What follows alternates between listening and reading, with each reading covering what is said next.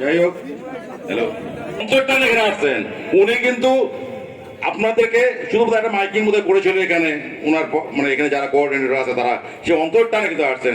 আপনাদেরকে কাউকে কিন্তু পয়সা দিয়ে আনতে হয় না এখানে। আজকে আপনারা কিন্তু ভোট দিতে ভুলে গেছেন। ভোট বলতে আমার নিচে এর আগে আমরা দেখছি কিভাবে ভোট হয়। আপনাদের ভোটের অধিকার কিন্তু নাই।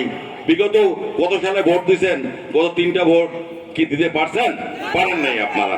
তো এবারে এই উনি কিন্তু প্রধানমন্ত্রী চেঞ্জ করতে আসেন নাই, প্রধানমন্ত্রী কিন্তু শেখ হাসিনাই থাকবেন, ঠিক আছে?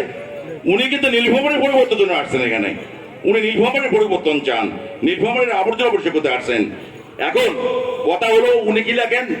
উনি লাগেন সাবেক সাংস্কৃতিক মন্ত্রী।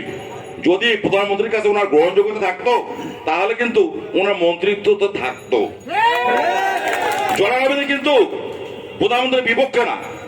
এখন আপনাদের কাছে অনুরোধ থাকবে, আগামী 7 তারিখ নির্বাচনে আপনারা ব্ল্যাক মার্কায় ভোট দিয়ে উনি যেন সাবেক সংসদ সদস্য ওনাকে লিখতে হয়, এটাই আশা করব। এবং আপনার সবার সুস্বাস্থ্য কামনা করে শেষ করছি। আসসালামু আলাইকুম, আদাব।